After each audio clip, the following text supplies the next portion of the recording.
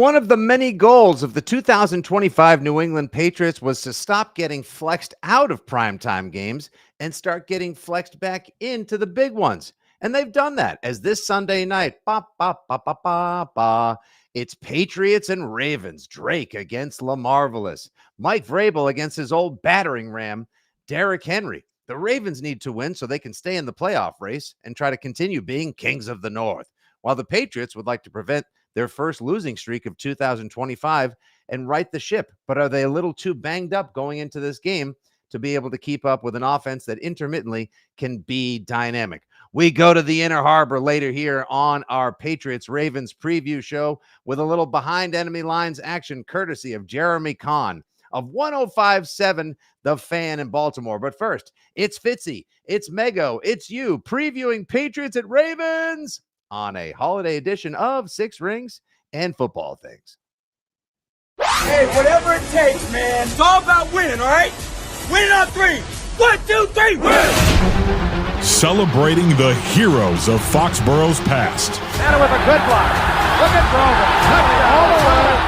Watch the block of number 73, John Hanna. The champions of the dynastic era. Adam Vinatieri booms a 48-yard field goal, and the Patriots are Super Bowl champions. The Patriots of tomorrow. We're going to remove entitlement from our football team. We're going to earn the right to be here every single day. And the fans whose faith never wavers. Let's go!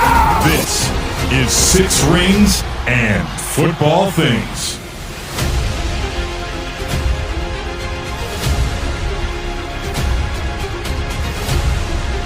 Yeah, I think he's super mobile, big arm, big guy. I met Drake a couple times too, good dude, and but just as a player, like, he presents a lot of problems for defense. I can't remember the last time we went against like a very mobile quarterback like Drake, so it'll be big for us just to have good rush lanes. But I mean, he can hurt you just as much with his legs as he can with his arm. So. Big props to him. I know he's like in the MVP conversation, everything, all deservedly so. He's had a great year. It's only his second year, right? Yeah, so probably going to be a problem in the league for a long time. So excited to go up against him, the team this Sunday. That was Ravens safety Kyle Hamilton pumping the tires of your quarterback, Drake May, in advance of Sunday night's showdown on NBC, Sunday Night Football, the second appearance for your New England Patriots this season. We are all kinds of excited about this game because it presents so many questions, so many challenges for the Patriots coming off of a disappointing, if not potentially discouraging, loss against the Buffalo Bills last week when they could have taken home hats and T-shirts and been crowned new kings of the AFC East. Now, can they make sure they prevent a losing streak, get back on track, take home the East, and start getting ready for the playoffs?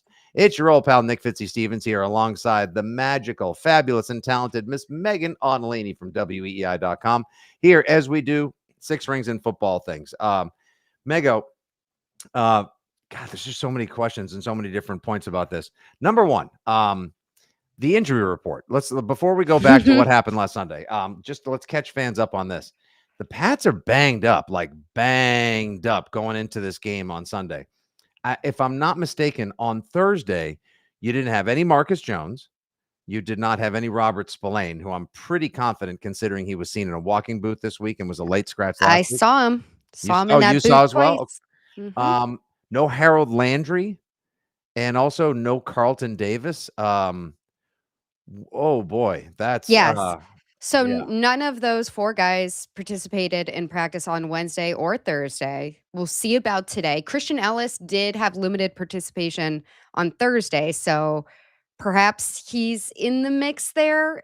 I think that there's a lot to worry about, though, when you see especially two corners potentially being out for this game. And one in Marcus Jones, he's beyond a corner. I mean, he is half of your special teams. He is such a dynamic playmaker. So certainly not the position that you want to be in, on top of Milton Williams being on the IR until he can return in the Jets game if he's ready to do that.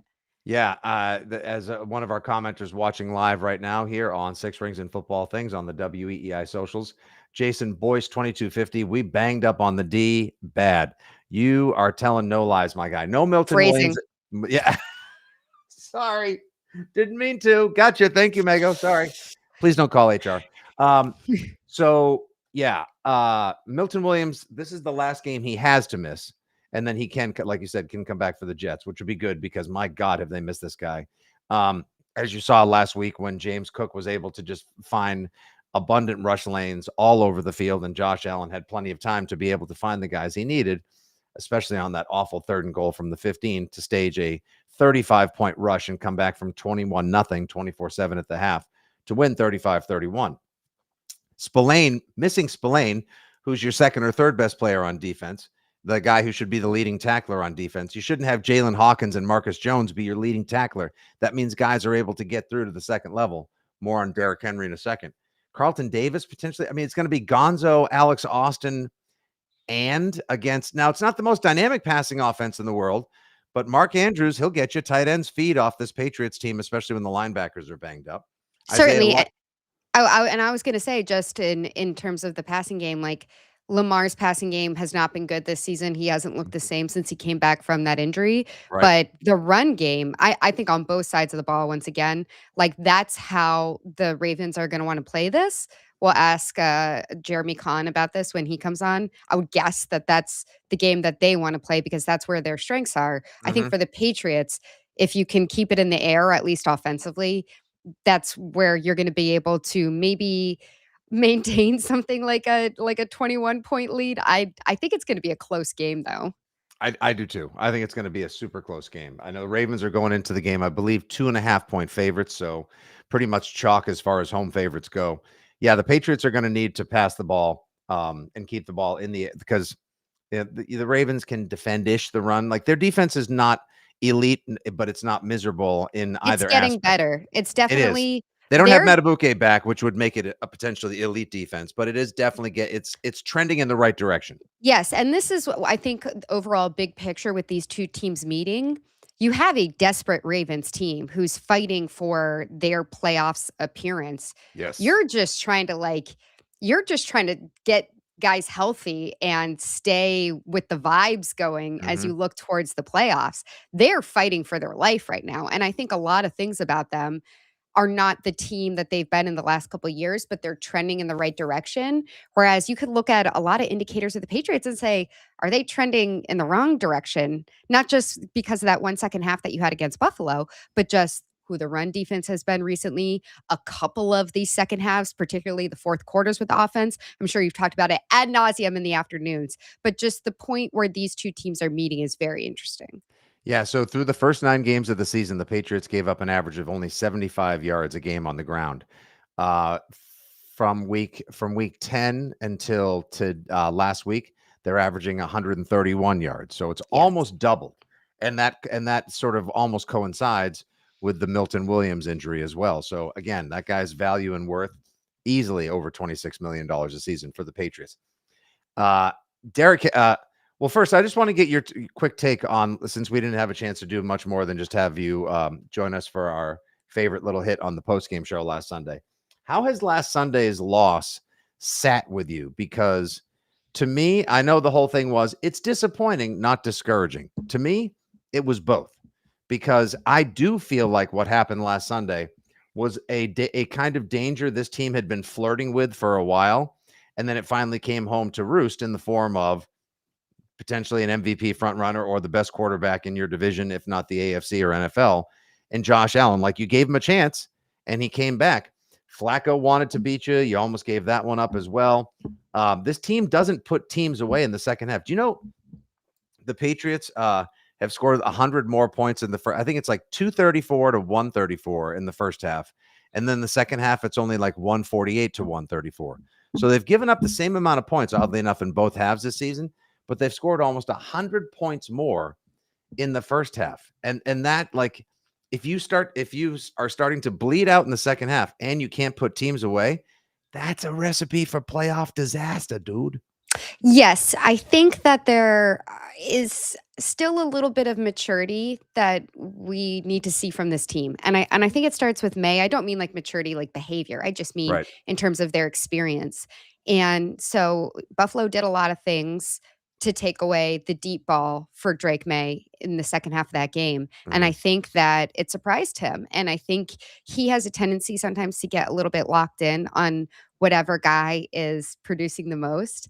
And they at times kind of clamp down almost like a double coverage on Stephon Diggs. And so that's his gotta have it guy, in a lot of these situations. Wasn't able to go there, wasn't able to go to Matt Collins at times, and then also wasn't even connecting with Matt Collins at times. So I think Buffalo did a few things to kind of get him uneven in what he likes to do, which is those home run strikes. And I think that he just needs to still add a little bit of confidence in a different dimension of his passing game in terms of the quick game of doing, I'm not even saying check down, but seeing some of the guys who may be open, who can get yards after catch. And maybe some of that comes to even utilizing somebody more like a Pop Douglas in some of, depending on what the coverage is.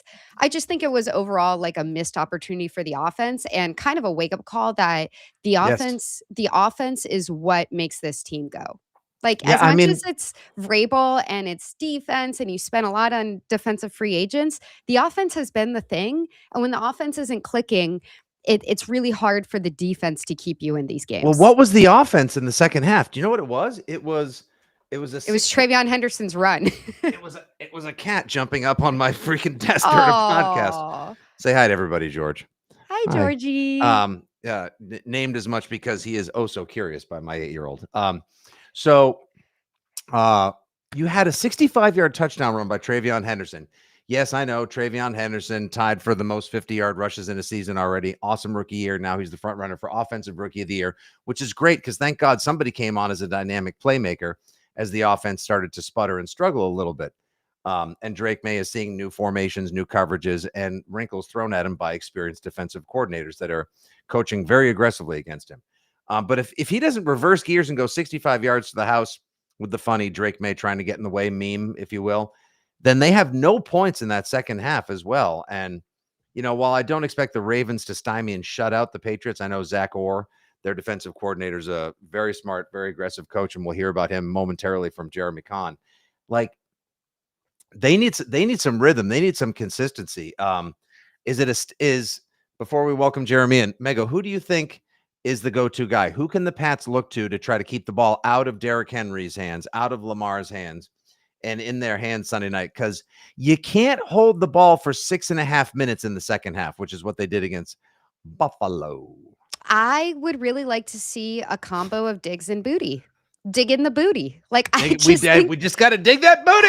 I just think that those are their two best receivers, and mix in Hunter Henry for sure because another dependable option. A little bit of Travion Henderson, he's got the wheels, but I think that is probably like if you want an explosive game, the guys that you have to continue to look at. I know there's been a lot made of Stephon Diggs's snap count and what that means and what that indicates. I don't have a good answer for that. I know that it could be load management, could be he had something going on with his hip earlier in the season. Who knows? I wish I did, but I don't have a good answer for that. I just think that those are the weapons I would like to see them go to. Same as well. Well, to hear about the weapons that'll be presented, thrown at, and utilized against the Patriots in a huge must-win game for both. Well, it's definitely more must-win-ish for Baltimore. And I know that our next guest is going to be a huge Detroit Lions fan as they take on the Stillers in the Battle of the North Sunday at Ford Field. Here we go down to the Inner Harbor to M&T Bank Stadium, one of the most ferocious environments in the NFL, welcoming in from our sister station, 105.7, The Fan, from the Big Bad Morning Show. Jeremy Conn joins us on Six Rings of Football Things. Jeremy, thanks for fighting that notorious Baltimore traffic to join the pod this morning. It's funny. It was easy this morning. There wasn't much, so I'm wondering where the hell everyone is because usually it's terrible, and we have a little bit of rain in the forecast. But it's funny because you were talking about your cat jumping up. I was literally recording a gambling podcast yesterday, and a stolen car drove into my neighbor's house while I was doing it. And I'm going, that's good luck. Whatever you were talking about, you have to bet that. It's like real on your wedding day. But yeah, it's great to be here, guys. Yeah, it's great to have you as well. This is by the way, everyone is at Fells Point right now. If I could be, unfortunately, I can't make it down there. I was dying to go down to the game. Baltimore Patriots fan club is a great group of people. I love Fells Point. Max's Tap Room is one of my favorite bars in America. It's a great time. And of course, Red Sox Nation has loved going to Camden Yards for years. Now home of the player I was so desperate for the Sox to get, Pete Alonso. But that's a different piss and moan match that we can do another time. So Sunday's huge. This is I always thought this was a game that could get flexed into primetime. And Mego and I do these previews with Behind Enemy Lines with folks from the other radio stations every week. And, for most of the season, it's been like, wow, you guys are really building something. It's awesome. This Drake May, it's not fair, etc. Whereas now, oh, that's cool that you guys are getting back on track. But do the Ravens see Sunday as a chance to sort of try to bring the Pats down a notch, given the weaknesses they showed last Sunday? I mean, I don't know if it gets to that point. I think if you're the Ravens, you have to look at this first and foremost is if you win and the Steelers lose, then all of a sudden you get a bye week next week. Next week's game is meaningless. So it's a huge game for both teams. It's going to come down to week 18 if that happens. And look, Lamar misses a practice every week. This week was a little different with the flu. But, we fully expect him to miss practices along the way. But this has been something, too, where if you can give him an extra week off and knowing the Ravens' history of after bye weeks, or I like to call Thursday the mini bye, when they have that, they've been very successful after those. So I think it could set up nicely down the line for this division. But the matchup here, I didn't expect it to be this good at the beginning of the year, but it is a must win in essence for the Ravens. So, Jeremy, got to admit, I'm a Maryland girl over here. I am a Moco native. Oh, so Montgomery County here. Yeah, Montgomery County. So not quite Baltimore County, but Moco native over here. How real do you think how real would you describe this Ravens defense is right now? Started off the season rough, but trending in the right direction, at least from our statistical perspective as outsiders. How scared should the Patriots offense, who really sputtered in the second half in the last game, be of what they're going to see the Ravens present? Well, the one thing I truly believe is they're going to take away the run game as best as possible. Now, it's not a foregone. This isn't the old Ravens where they're holding everyone under 100 yards. They still give up some explosive plays, but they've been much better there. The question we have is about the pass rush, and over the past couple of weeks, that's gotten a little bit better with the likes of their draft pick, Mike Green, and of course the trade for Draymond Jones. It's better, but to me, that's the weakest part of their defense. And then the other thing that happened last week, they get Tavius Robinson back, who plays more snaps on the D-line than anyone. They get our Darius Washington back, a little Mighty Mouse back there, who's about 5'6" and 150 pounds, wet and wearing boots, but he hits like a ton of bricks. So getting those guys back, it gives you a little bit more versatility. But the key this year is when they traded for Loie Gilman, it allowed them to use Kyle Hamilton as kind of like this monster back and move him closer to the line of scrimmage. And for people that don't know, Kyle Hamilton is the best cover guy, the best tackler, the best pass rusher. He's the best everything they have on that side of the ball. So just one more question really quick, Fitzy, because this is something that on the Patriots beat everybody's been making a fuss over, is who Drake is versus man coverage versus zone. And especially because we have another Maryland native, Stephon Diggs, who was eating up zones like it was dessert earlier in the season. How much of that coverage, that man-to-man coverage, should the Patriots expect from this Ravens team? And do you expect that the Ravens look at Drake and say, we'd rather you run it and take it with your legs than kill us with that deep ball that is sometimes a dagger for other teams? I think if they had their druthers, they would definitely say that, but I still think Drake May with his legs is something they have to consider. I don't know if they'll go full out and go quarterback spy, but watching him last week run in 2 touchdowns and seeing him extend plays with the ability to throw the ball deep, it's got to scare you. So I think they want to keep everything in front of him. But with that being said, they mix it up game to game. Zach Orr was getting a ton of grief at the beginning of the year, and it turns out it wasn't necessarily all his fault. Everybody needs somebody to blame. The players weren't playing well, and injuries. I mean, you lose Justin Madubuike, who may never play again. He's one of the best defensive linemen in all of football, and he's like Aaron Donald light, if you will, and maybe that's a slight to Aaron Donald some way, somehow. But Justin Madubuike, a really good player. So I think you will see a combination of both. I don't know that with the way that their health is on the defensive side, they've gotten healthier, but they're still banged up at the cornerback position a little bit. I don't know if Awuzie is going to play or not. But I do think they can match up man to man if that's what they decide to do. but I think you'll see some mixed coverages. So it's kind of hard. I think game to game, they change it up. So we may see a little man, we may see a little zone. It could be matchup. It could be moment dependent for them as well. Because, the Patriots, one thing that we have sort of lauded them for, but now intermittently criticized them at times when they've been ineffective. And I know, woe is Pats 11-3. Oh, poor you guys being so ahead of schedule with your superstar coach and your fancy quarterback. And I know Mike Vrabel is not beloved by any stretch in Baltimore, thanks to the January 2020. I've pointed this out to Pats fans for a while. Like, a lot of stars are aligning here in this game because it was Vrabel who came in and knocked off a team that got a bye with a second-year quarterback sensation who won MVP that year back in January, that Saturday night game. And he came in, oddly enough, with the guy that now may be the battering ram that defeats him and knocks him out of being able to get a bye in the form of Derrick Henry. This game has like lots of great little storylines that when they add up may mean a whole lot of nothing because it's just going to be my 46 versus your 46. But tell me a little bit about how Derrick Henry is looking and running now versus the guy who started as a house of fire, fumbling issue, kind of disappeared for a while, but I feel like he's reemerging, Jeremy. Yeah, and I think going back to that Tennessee Titans game, if I remember correctly, Derrick Henry threw a touchdown pass in that game. Everybody was worried about him running it. That's right. Yeah, he did a little jump pass. It's been a big point of contention here, especially for us in the media, like killing this team for not running the football. I mean, it's your bread and butter, and I understand if you get looks with heavy boxes and you want to throw, like Lamar's not the guy we saw in year one. He can clearly throw the football, even though something's off this year. But with Derrick Henry, I mean, we've been so frustrated. You're right about the fumbles in the beginning of the year, but it seems like that's an anomaly.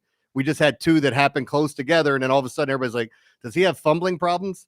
The big issues for them this year has been the offensive line. Their guard play has been terrible. Daniel Falele, who he grades out really well with Pro Football Focus and a couple other people that do some grades. But he's that guy. Like if he took 10 basketball shots, 3 of them wouldn't even be anywhere near the hoop. It would be in the first row of the stand. When he misses so bad that you can't take your eyes off of him. So that's been an issue with Derrick Henry getting hit in the backfield. But like you go back to it. You go back to a game where you're in it with Cincinnati and you run him 5 times in the first half. And one of those is a 30-yard touchdown run. Why is he getting 5 carries and a half of a game that you're not out of? So I still think he's that battering ram. I know in Tennessee they called it D-Henber. Give him the ball and let him lead you into the playoffs, and that's what I feel like they should do. You mentioned that Lamar isn't who he's been in the past this season. To you, from your perspective and insight and what you've heard, is that just a health thing, or is something else going on, or is it attached to coaching, scheme? What do you see there? See, everybody wants to point at something, and we all need the scapegoat. There are a lot of people like myself. I'm not a Harbaugh fan, but I can't blame him for what's going on with Lamar right now. I do think it's injury related. I think at part with the hamstring, and forgive us because Harbaugh's a lot like Bill Belichick in the old days. When it comes to the injury report, your guess is as good as mine. Who's hurt? Who's not? How long are they hurt? Is it a hamstring injury? Because it says thigh on the injury report. And we went from hamstring to knee to calf to foot. I didn't know if that was some gamesmanship or he had something barking, but I really believe that he was having issues stepping into his throws. That's why you were seeing some stuff sail on him. And even with that said, he still made some great plays. You had the Isaiah Likely fumble through the end zone, the deep ball to Zay Flowers that was offensive pass interference. I mean, there's just crazy things that happen to this team. It seems like every week. Does Isaiah? It's crazy. Like Isaiah Likely might lead the NFL in touchdowns that almost were touchdowns over the last 2 seasons. Like it's now not just sort of like, oh man, this guy has bad luck, or oh, someone always makes, like, this is becoming a thing with him. Yeah, and going back to week 1 with the Kansas City, remember when he caught the touchdown pass that would have won the game and his toes touching the white? We had the catch that wasn't, which I've never heard in this league that you needed 3 feet down in the end zone, so forgive me for that.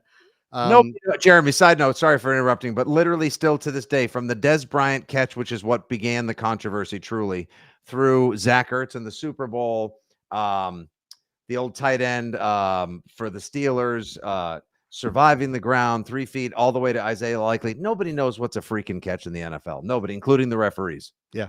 And they literally the next week they had the same exact play in the middle of the field that they called a fumble for Bijan Robinson when I'm not even sure he got 2 feet down. So there's no rhyme or reason for how things are done as far as the officiating goes. That's something that we've been talking quite a bit about. But, you know, as far as these two teams and the matchup at hand with Lamar, I do think he's very capable of having one of those games. I think we're all waiting for, like, okay, when's he going to put on the cape and be Lamar? We just haven't seen it in any game yet. So maybe this is what we have. Maybe they have to rely more on the running game and defense and less on Lamar to be a superhero, because when he's on, there's not many that are better than him in the league when he looks the way that he's capable of. The Patriots are 7-0 on the road. Do you see the Ravens having any kind of extra juice at home? You think December in Baltimore, that shouldn't be an easy trip for any team going into that territory? Yeah, typically Lamar's been amazing in primetime. This year, not so much, as I think the Ravens are 0-3 in primetime. So maybe you have that going for you if that trend continues. But I think they all know what's at hand. Like, if you don't win this game, now you have to go win in Green Bay or get help from the Steelers losing a couple of games, one of which would be to the Browns, which I know it's a rivalry, but I don't know that we can expect them to lose that game. Yeah, I'm just concerned. We were talking about this before you hopped on, Jeremy, that two things. One, last week, a lot of trends that were being disguised or masked or glossed over or hidden, that gunk was being swept under the carpet for several weeks in a row by everybody just sort of being in awe. Drake May's deep balls, and oh my gosh, look at his efficiency. How is he so good, so quick? This isn't fair, New England. Meanwhile, it's sort of like, well, you guys are building a lot of big leads and then letting it get real close, real late, and escaping with victories. But hey, as Vrabel reminds us all the time, you're allowed to celebrate it because there's no such thing as an easy win. There's just wins and losses in the NFL. And then Josh Allen, kind of came in last week and was like, all right, if you're going to give me a chance to do this, I'm going to do it. And then you add that, Jeremy, to how banged up this team is. You may be facing a Patriots defense with no middle linebacker, 2 out of 3 corners down, no best defensive lineman. Am I missing anyone else, Mego? That sounds correct to me. Yeah, like they are like most of us after a good holiday party with too many nogs, banged up. I think we see points in this game, but it is funny what you're talking about with the way that the matchup goes and seeing this Patriots team. Because I had this big thing that I was talking about on the gambling podcast about how it's hard for bookmakers to get away from what their numbers were at the beginning of the year. That's why you see a Green Bay favored over Denver and a Buffalo favored over New England. And if you looked at the look-ahead line, you're going, how the hell are the Ravens favored over the Patriots? It's been a really weird year, but it's almost like they feel like the top tier teams they expected to be are going to figure it out, and they haven't all season. So that's why the AFC looks the way it does. But I actually like what Megan said when I was coming on about, I know she used maturity, but I always say you got to lose before you can win. So any of these new teams and quarterbacks getting in, it's almost like gathering that experience and then going for it. But man, it's funny though to look at these two teams and look at what's at hand, because I feel like if the Ravens come out and run the football, that they should win the game. But I can't guarantee you they're going to do that because they haven't done it all year. That's wild that it could just come down to the play calling for them. Because if you look at who the Patriots' run defense has been, you should want to run the football because the last 5 or so games, it's not been good. Yeah, and I know Todd Monken can be the guy where one week it's like, oh my God, what a great game plan. He, Lamar, Derrick, Zay, Mark, they were all in sync. And the next week it's like, I want this guy out of here. No, I want his family dead. I want him in the trunk of a car. I want his sister, his brother. Like, like a sports fan, I'm sure you probably hear it on the Big Bad Morning Show all the time as well. Oh man, it's been a roller coaster ride because most of us here love Todd Monken, but you'll see it when he gets cute. He had that, I don't know if it was called Twister or Hurricane, the fake quarterback sneak with Mark Andrews, where he did like a little loop around and ran it in for a touchdown. But to your point about talking about the Patriots and how the run defense, if you're the Ravens, you come in and run it. Cincinnati has the worst defense in the history of this league, at least in some aspects. They were the worst rush defense, and they still didn't run the football against them. So fans have been beating up Todd Monken saying, is he getting too cute? And I go back to the smartest, dumbest thing I've ever said. In football, you're only right when you're right. It doesn't matter if you called the worst play call in the history. If it works out, nobody's going to complain. You go for it on 4th down, the guy's wide open, something goes awry. Why'd you make that call? We get it all the time. Yeah, Mego, considering the way people have been talking about the Vrabel-McDaniels relationship this week as well, which is such a freaking non-story. I don't think it's a non-story. I just think it's something that is only talked about when they lose. It's literally after games where if it's a loss, then this comes up again. If they win, then we don't talk about it for 10 weeks. Exactly, to Jeremy's point as well. All right, boys and girls, let's get down to it. Let's make some picks. Let's do some predictions, sure to go very wrong, or like you said, Jeremy, when you're right, you're right. We could all sound like geniuses or boobs, or both in my case. So how do you see it? Mego, I'll start with you. I'll give Jeremy a chance to put it together. How do you see it shaking out Sunday? I think that this is going to be a really tight game. I don't think it's going to be the kind of tight game that you go toe to toe in some kind of shootout like we saw between the Patriots and Buffalo, unfortunately, in the second half, although the Patriots weren't doing much shooting. I think that it's going to be like a 24-20 game. I think it's going to be relatively low scoring for who the Patriots have been this season. And I say that with the Patriots winning. Despite how banged up the defense is right now, and the ability of Derrick Henry to run on them, I think that Drake has to take control of this game. And he is like a bounce back kid. He is the little brother who gets shoved and he gets back up and gets back in your face, metaphorically speaking. So I think that that's who they're going to be this game. I think I would be very surprised if they go down on the road and Vrabel lets them lose this one. Jeremy, I would love to also have, since you host a gambling podcast, we have plenty of degenerates watching live right now as we record this. So any Ravens props you got, feel free to throw them in. But first, how do you see the game overall in terms of the score? Yeah, I mean, look, predicting Ravens totals, even though I for some reason I feel points this week, and I think it has to do with the ability, if they're running the football and they're getting in the end zone, I think it turns the Patriots into a little bit more one-dimensional, which actually I fear a little bit more of them dropping back and throwing the football all over them. I had 31-27 Ravens. I do think they win this game. And, if you're looking at it from a standpoint of, I do think it comes down to the fourth quarter and that the Ravens hold on. But if we get a double-digit lead here in Baltimore, nobody's blown more double-digit leads than John Harbaugh. I think it's 17, but he's been around for a long time. Yeah. Oh, I feel you 100% as well. But here's a fun little stat to throw right back at you. Drake May, granted, again, he's barely old enough to purchase his own alcohol or fireworks, but in his 2 years in the NFL, he is 0 for 13 in fourth quarter comebacks. He does not have one to date. So, yikes! Not saying, just saying. I guess we were meant to have you on the podcast, and this is not going to curry me, a Foxborough fanboy, a lot of favor in Patriots Nation, but I had the exact same score, Jeremy. Wow. I'll show you right there. I have the Ravens winning 31-27. I do see the Ravens being able to run consistently. This is not a no confidence vote against Chancellor Valorum and the Republic Senate. Everybody relax. This is more about the fact that the Patriots are just dinged up. Like they'll play valiantly. The guys will step up and have games that you didn't even know were still on the roster. But a functional offensive line plus the threat of Lamar multiplied by Derrick Henry, the juggernaut who's rounding into form, is nightmare fuel for the Patriots right now. And if Zay Flowers doesn't extend at the goal line and fumble, and Isaiah likely gets all three of his feet in, then this could be and Mark Andrews, fresh off the big deal, is a handful and a half as well.